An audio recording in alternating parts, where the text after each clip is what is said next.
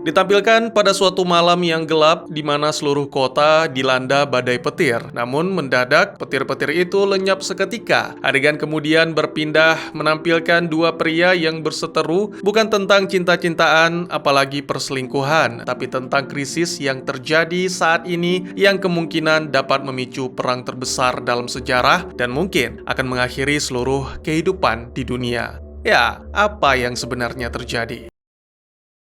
Selamat datang dan selamat berjumpa kembali bersama saya Teguh Gusto. Bagaimanapun kabar dan dimanapun kalian berada, tentunya saya yakin semua baik-baik saja, tergantung bagaimana kita menyikapi masalah di depan mata. Karena masalah adalah salah satu cobaan dari Tuhan, dan Tuhan tidak akan memberikan cobaan di luar kemampuan hambanya. Seperti biasa, saya akan bercerita, yang mana kali ini tentang sebuah film berjudul Percy Jackson and the Olympian Lightning Thief. Salah satu film yang tak lekang oleh zaman dan selalu asik untuk disaksikan. Disutradarai oleh Chris Columbus serta dibintangi oleh para aktor dan aktris yang mungkin sudah kalian kenal atau minimal sering kalian saksikan di layar kaca.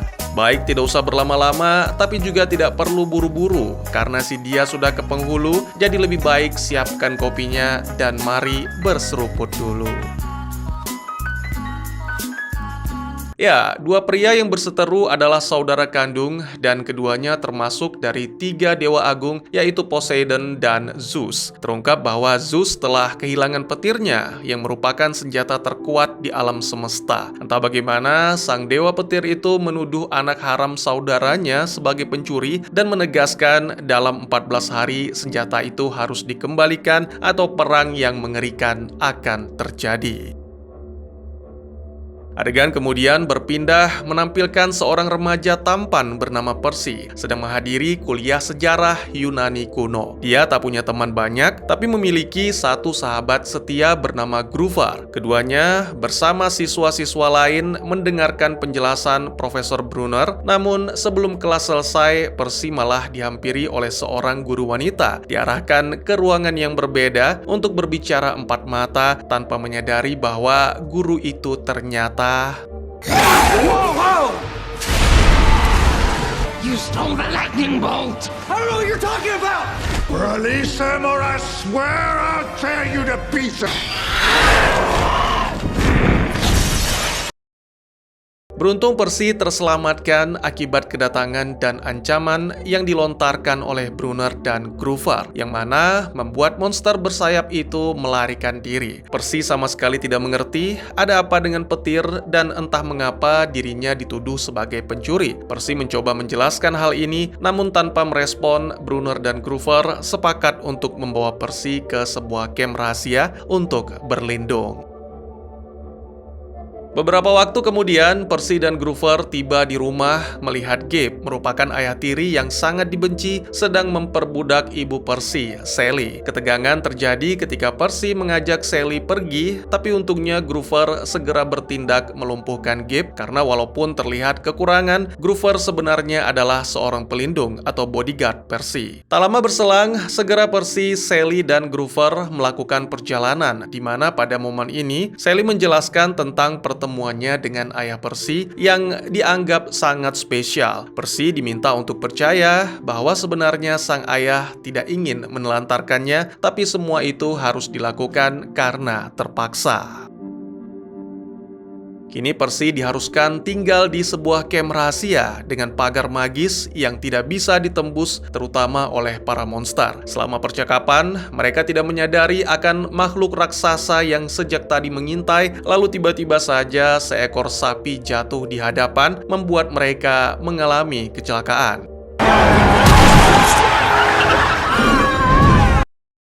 Lagi-lagi Gruffudd beraksi menurunkan celana untuk menunjukkan keperkasaan. Ya, tetap positif kawan, karena Gruffudd menggunakan kakinya yang kuat untuk menerobos jendela sehingga Percy dan Sally pun bisa keluar untuk melarikan diri ke dalam hutan, di mana pintu masuk camp sudah sangat dekat. Namun sangat disayangkan, Sally tertangkap dan segera dilenyapkan. Tentu saja melihat hal ini, Percy menjadi sangat marah sehingga memutuskan untuk melawan monster yang ada di hadapan.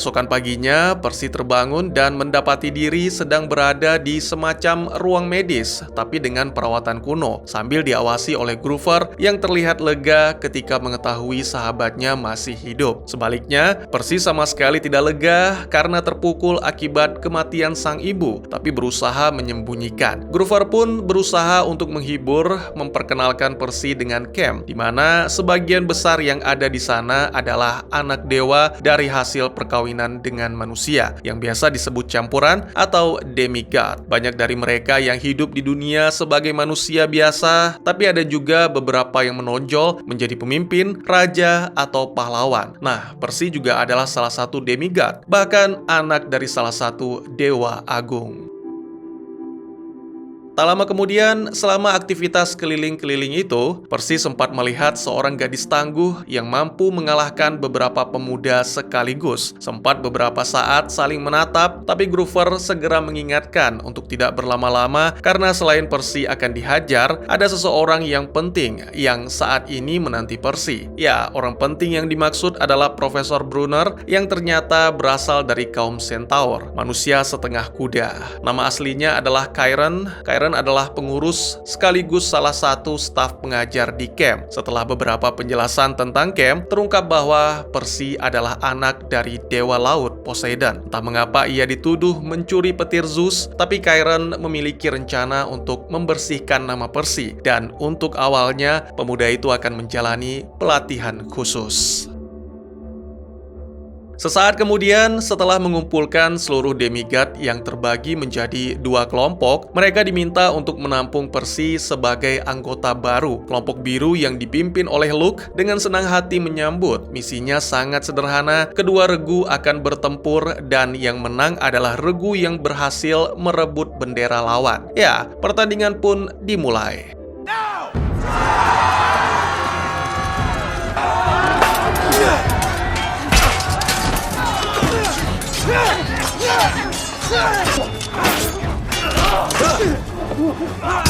Go!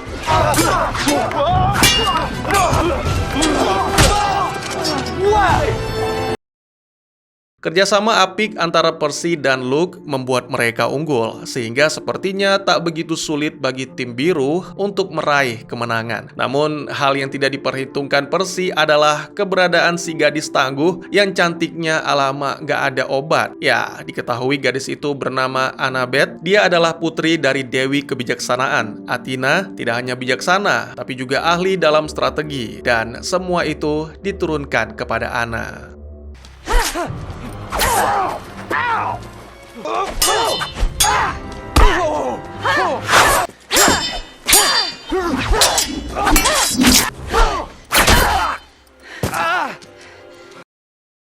Percy tak mampu melawan, tapi juga tak ingin menyerah. Ada bisikan yang mengarahkannya mendekati sungai, dan setelah menyentuh air, terjadilah keajaiban. Luka-luka Percy seketika sembuh. Kini pemuda itu merasakan ledakan energi di dalam tubuhnya, dan segera kembali mencoba menantang Anna.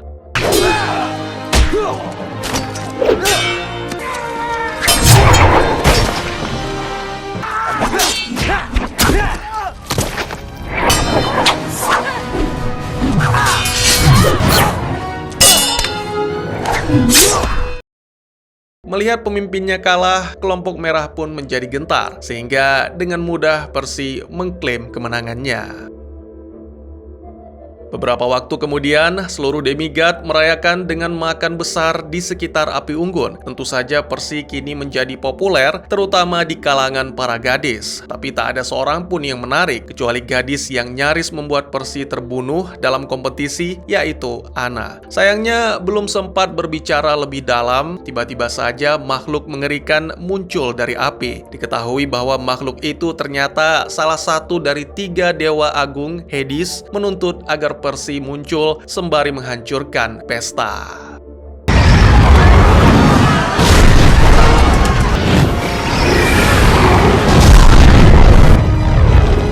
Percy Jackson, show yourself!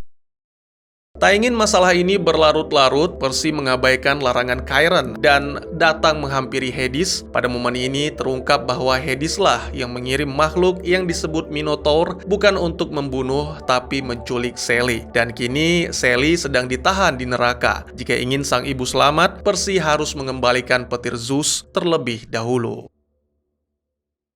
Keadaan semakin rumit karena jangankan mengembalikan, melihatnya saja Percy belum pernah. Tapi menyelamatkan sang ibu adalah suatu keharusan sehingga pemuda itu pun lagi-lagi mengabaikan larangan Chiron dan memulai perjalanan menuju Underworld atau neraka. Groove mengetahui hal ini dan karena Percy tidak bisa dilarang, jadi dia bersikeras untuk ikut. Sama halnya dengan Anna, selain ingin membantu Percy, bagi Anna ini adalah sebuah petualangan di mana ia bisa menguji hasil latihan selama bertahun-tahun. Namun, bagaimana caranya ke neraka tanpa melewati kematian? Jawabannya bukan di ujung langit dan tidak perlu ke sana dengan seorang anak, karena ada putra Hermes, Luke, yang memberikan pengarahan, senjata, serta alat-alat yang dibutuhkan, termasuk peta yang akan menunjukkan lokasi 3 mutiara. Mutiara-mutiara tersebut tidak hanya menunjukkan pintu rahasia, tapi juga sebagai tiket keluar dari neraka. Karena seperti yang kita tahu, masuk ke neraka itu mudah, tapi keluarnya yang susah.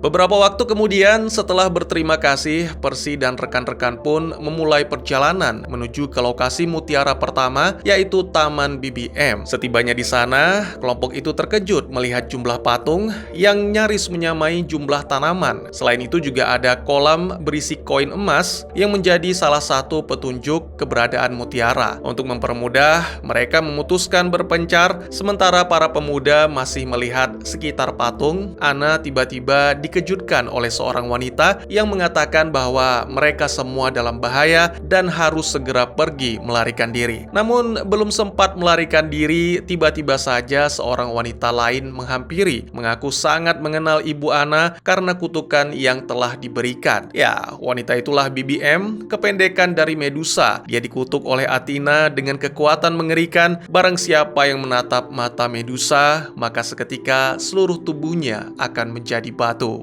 Don't look into this. Segera Anna mengajak wanita di dekatnya untuk bersama-sama menutup mata. Tapi pada kenyataannya tak semudah itu. Kata-kata Medusa sama berbisanya dengan racun. Dengan bujuk rayu, Medusa berhasil membuat si wanita membuka mata.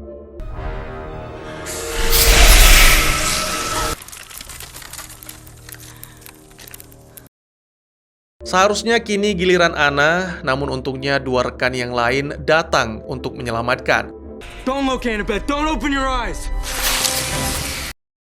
Setelah beberapa momen, ternyata Medusa juga mengetahui tentang pencarian petir Zeus, tapi wanita itu mengaku lebih tertarik untuk menjadikan Percy yang tampan sebagai koleksinya. Oleh karena itu, setelah Percy dilumpuhkan, Medusa kembali merayu agar pemuda itu mau membuka mata. Namun, tiba-tiba saja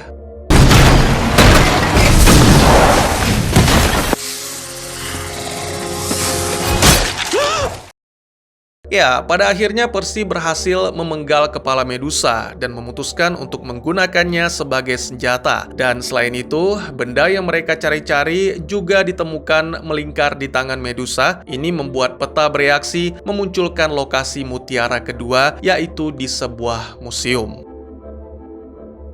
Beberapa waktu kemudian, ketiga remaja pun tiba dan tak sulit menemukan mutiara kedua karena terpasang pada mahkota yang dikenakan patung Dewi Athena. Tapi yang menjadi masalah adalah bagaimana cara memanjat dan mengambilnya tanpa ketahuan. Karena kini Percy tidak hanya populer di camp, tapi juga di kota. Diketahui sebelumnya, ketika beristirahat di sebuah motel, mereka sempat menyaksikan berita yang mengabarkan bahwa Gabe telah melaporkan Percy karena menculik ibunya sendiri. Akhirnya satu-satunya cara adalah menunggu museum tutup. Beberapa jam kemudian, 3 remaja pun kembali dengan cara menyelinap karena masih ada petugas kebersihan yang bekerja. Maka kali ini Anna mengajukan diri untuk menunjukkan kebolehan.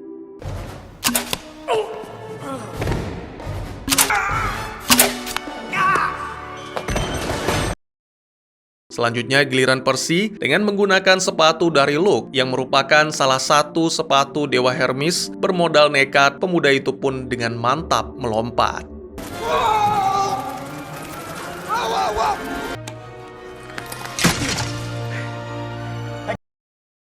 Mutiara kedua pun berhasil didapat, tapi sayangnya tidak semudah itu sobat. Para petugas kebersihan kembali dengan tatapan kosong berbicara tentang petir yang dicuri dengan penuh sinkronisasi, sampai akhirnya menunjukkan wujud diri.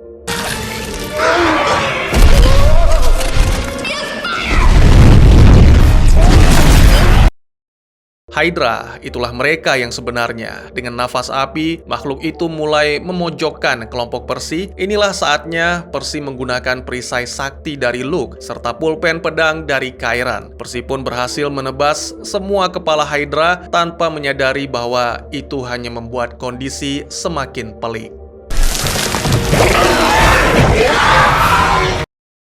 Patah tumbuh hilang berganti. Ya, kepala Hydra menjadi lebih banyak 2 kali. Hal ini memaksa para remaja untuk menyusun strategi, dimulai dari Anna yang membuat pengalihan, lalu Percy mengambil mutiara yang jatuh, memanfaatkan kecepatan. Namun sangat disayangkan, Hydra menyadarinya sehingga menjebak Percy di balik patung dengan semburan api. Untungnya Percy merasakan air dan segera menggunakan kekuatannya untuk menciptakan gelombang besar.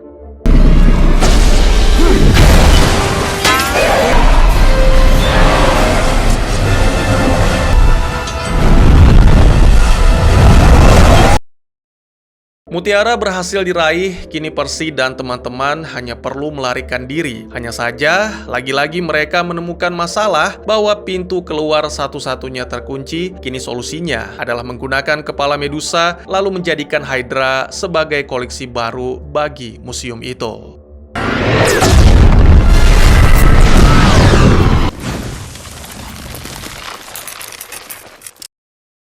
Sama seperti sebelumnya, peta kembali bereaksi menunjukkan lokasi mutiara terakhir yang ternyata berada di sebuah kasino bernama Lotus di Las Vegas. Beberapa waktu kemudian, setelah melakukan perjalanan panjang, Percy dan teman-teman pun tiba. Mereka segera memasuki dan dengan cepat merasa terpukau melihat tempat yang begitu penuh warna. Tak lama berselang, para remaja dicegat oleh sekelompok pelayan wanita yang menawarkan snack Lotus secara gratis. Karena kebetulan sedang lapar, mereka pun tanpa pikir panjang mengkonsumsi makanan itu dan seketika merasakan sensasi aneh yang membuat mereka sangat bebas sehingga melupakan tentang misi.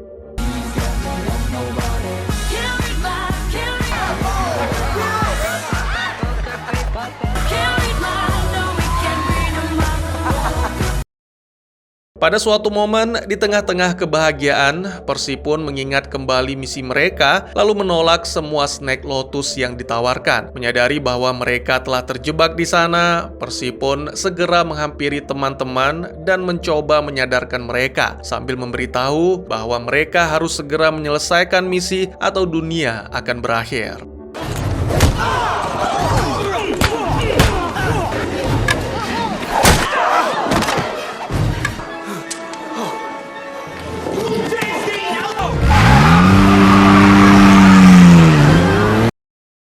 Beberapa waktu kemudian, saat benar-benar sadar, Percy dan teman-teman ternyata telah terjebak di dalam kasino selama 5 hari. Dan kini mereka hanya memiliki waktu 24 jam sebelum para dewa memulai perang. Beruntung, dalam kekacauan sebelumnya, Percy berhasil mengambil mutiara dan secara otomatis memunculkan lokasi pintu neraka pada peta, yaitu di Gunung Hollywood. Ini sama sekali tidak sulit karena beberapa waktu setelah kembali melakukan perjalanan panjang, mereka bisa dengan segera menemukan pintu neraka. Hanya saja di dalam sana, mereka mau tidak mau harus menaiki perahu orang mati milik pendayung bernama Chiron. Dan dia tidak akan mau mengantar jika tidak diberi imbalan berupa koin emas. Anna mengingat tentang koin emas yang mereka ambil dari taman BBM dan segera menyerahkan kepada Chiron. Dengan demikian, kelompok itu pun memulai petualangan di neraka sembari menyaksikan kematian, kesengsaraan, dan penyiksaan.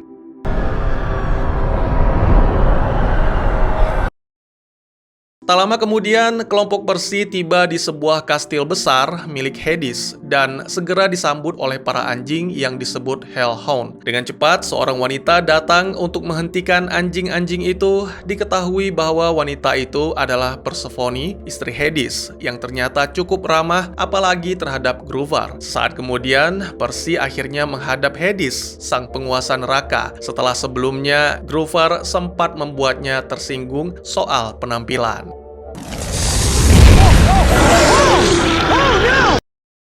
Meski ragu, tapi Percy harus berkata jujur bahwa dirinya tidak mencuri petir Zeus dan kedatangannya di neraka adalah untuk memberitahukan hal ini, berharap agar sang ibu dibebaskan. Namun yang terjadi malah sebaliknya. Hades marah besar, segera sang dewa neraka melepaskan Sally dan akan membuat Percy menyaksikan kematian sang ibu.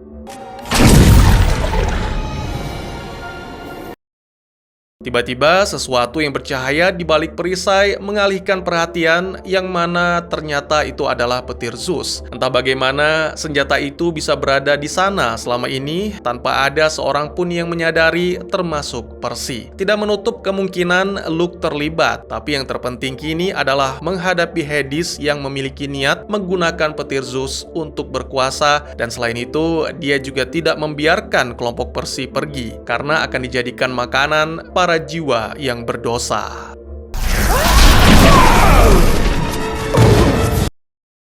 Beruntung, lagi-lagi Persephone tidak sejahat sang suami. Dia merebut petir Zeus dan melumpuhkan Hades. Ini dilakukan sebagai bentuk balas dendam karena Hades telah membuatnya terjebak di neraka selamanya. Selain itu, Persephone juga ingin menghentikan pertempuran para dewa. Oleh karena itu, dia segera mengembalikan petir Zeus dan membiarkan Percy pergi. Sayangnya, untuk keluar dari neraka tetap membutuhkan tiket, yaitu mutiara hijau. Karena hanya memiliki 3, jadi salah satu harus tetap tinggal. Dan pada momen ini, Groovar lagi-lagi melakukan kewajiban sebagai penjaga, berkorban demi memastikan Percy dan yang lainnya keluar dari neraka.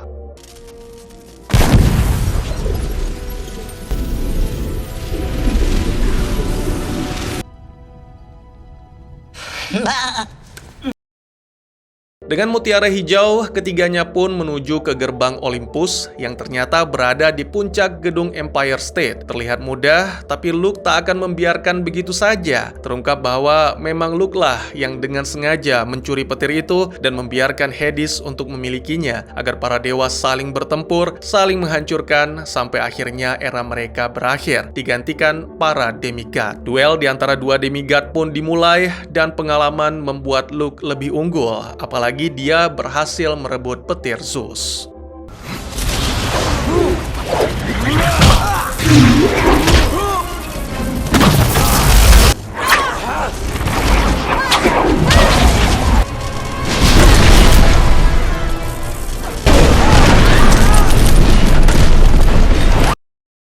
Di saat terakhir, Percy merasakan air di sekitarnya dan segera menggunakan air itu untuk menyerang Luke dari segala arah. Lalu saat Luke hendak membalas, segera Percy melancarkan serangan pamungkas yang membuat Luke terpental jauh.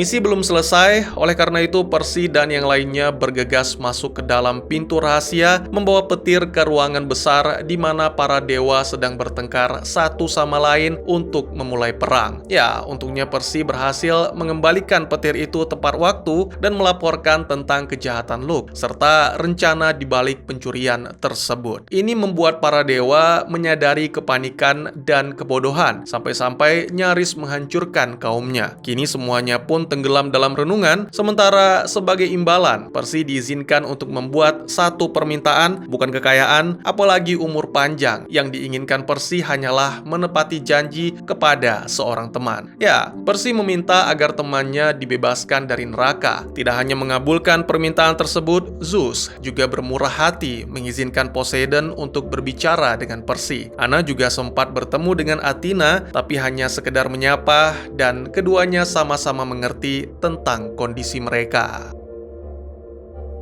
Dalam percakapan yang rumit, Poseidon mengungkapkan rasa menyesal dan bersalahnya karena meninggalkan Percy. Tapi Poseidon berjanji akan selalu ada seperti yang telah dilakukan selama ini, membimbing dan memperingatkan Percy melalui naluri. Meskipun berat, tapi pada akhirnya Percy dan sang ayah kini bisa saling mengerti. Film pun ditutup dengan menampilkan beberapa hari kemudian, Percy telah kembali ke camp dan merasa senang melihat sahabatnya telah kembali. Sebenarnya, di neraka Grover sama sekali tidak semenderita yang dibayangkan karena treatment-treatment yang dilakukan Persephone kepadanya. Percy juga bertemu dengan Chiron yang ternyata memuji kenekatan Percy karena kenekatan itulah yang menyelamatkan dunia dari kehancuran. Serta ditampilkan juga si gadis idaman yang telah menanti. Kini tantangan akan semakin berat karena Anna sudah lebih kuat dari sebelumnya. Ya, banyak alasan bagi Percy untuk menetap di camp, salah satunya adalah menjadi lebih kuat demi melindungi dunia manusia dari ancaman yang mungkin akan datang di masa depan. Dan tamat. Buat yang belum tahu, film ini diadaptasi dari novel dengan judul yang sama, Percy Jackson and the Olympians: The Lightning Thief, merupakan novel remaja tahun 2005 karya Rick Riordan. Membangun sebuah dunia dari tulisan menjadi visual bukanlah pekerjaan mudah. Untuk sebuah film adaptasi buku, sutradara dan penulis skenario dihadapkan pada tantangan membangun dunia yang dapat memuaskan penonton, terutama bagi mereka yang telah membaca versi bukunya terlebih dahulu. Kebanyakan orang yang membaca buku seringkali memiliki ekspektasi tinggi saat menunggu versi visual dari buku yang telah mereka baca. Hasilnya bisa baik atau buruk, tapi saya tidak akan menilai baik atau buruknya, hanya membicarakan tentang beberapa perbedaannya saja. Untuk karakter, di dalam buku Percy dan Anna berusia sekitar 12 tahun, sementara di dalam film lebih dewasa. Selain itu, rambut Anna itu sebenarnya digambarkan berwarna pirang, sedangkan di dalam film ditampilkan lebih gelap. Tidak sesuai memang, tapi sama sekali tidak mengganggu karena kedua karakter tersebut sama-sama enak dipandang mata. Lalu di buku digambarkan Hades sebagai dewa yang gagah dan berotot, tapi di film malah jadi mirip Johnny Depp versi light. Kembali lagi, saya tidak memprotes karena justru penampilan Hades inilah yang menjadi bahan lelucon Grover. Perbedaan selanjutnya adalah plot. Dalam film, plot utama adalah Percy dan teman-teman pergi ke berbagai tempat untuk mencari 3 mutiara yang akan digunakan untuk kembali ke dunia manusia setelah memasuki neraka. Sedangkan dalam buku, mutiara-mutiara itu dikirim oleh Poseidon melalui seorang utusan. Percy, Anna, dan Grover tidak perlu melakukan quest untuk mencari mutiara. Ya, di dalam film, kita juga melihat 3 muda-mudi mengunjungi tempat yang agak konyol, mulai dari taman BBM sampai kasino. Sedangkan di dalam buku, mereka bisa dibilang tidak sengaja tersandung di tempat-tempat itu. Perbedaan selanjutnya, di dalam buku, Percy tidak mengetahui bahwa ibunya masih hidup. Kondisi Sally yang sebenarnya diketahui ketika Percy tiba di neraka. Lalu di dalam film, Percy, Sally, dan Anna pergi dari neraka menggunakan mutiara hijau, meninggalkan Grover yang berkorban. Sementara di dalam buku, Sally lah yang tinggal di neraka atau dunia bawah, karena sebuah ramalan yang mengharuskannya untuk melakukan hal itu. Masih soal plot, ada beberapa detail penting yang hilang, yaitu karakter Eris dan Kronos. Untuk Eris, seharusnya dialah yang memberi Percy petir Zeus, bukan Luke. Eris ini adalah tokoh antagonis sekunder di dalam buku. Menghilangkan Eris tentu saja menghilangkan adegan-adegannya. Salah satu adegan yang seru adalah ketika Percy berhadapan dengan Eris yang berakhir dengan dimenangkan oleh Percy. Sementara Kronos seharusnya disebutkan di dalam film. Kalau saya tidak salah, ada adegan di mana Luke menyerang Percy dan pergi ke pasukan Kronos. Selain itu, Kronos juga muncul dalam mimpi Percy, mengajaknya untuk bergabung melawan para dewa. Sekali lagi, saya tidak menilai baik dan buruk film ini karena terlepas dari semua perbedaan, film ini cukup menghibur bahkan sampai sekarang dan cocoklah buat seru-seruan di akhir pekan. Bagaimana menurut kalian? Lanjutan? Ada sequelnya kok. Akan saya buatkan jika dan hanya jika teman-teman tertarik. Saya pribadi juga belum sempat menontonnya karena ketika dulu hendak menonton bersama si dia, sudahlah. Mungkin segitu saja teman-teman, terima kasih buat yang sudah menyaksikan. Silahkan memberikan komentar, bertanya, ataupun merequest kira-kira film apa yang menarik untuk dibahas. Bisa lewat kolom komentar, atau buat yang malu-malu bisa via DM ke Instagram saya di @tekugusto. Insya Allah pasti akan dibaca. Mari kita jadikan komentar sebagai sarana penambah wawasan dan menciptakan jalinan persaudaraan, bukan malah menjadikannya sebagai tempat pembulian sehingga menciptakan permusuhan. Jangan lupa untuk dukung terus channel ini dengan cara share, like, dan subscribe karena dukungan dari kalian sangat berharga bagi saya demi perkembangan channel ini. Saya Gusto, sampai jumpa di video selanjutnya. Tetap semangat, tetap bersyukur setiap hari. Dadah!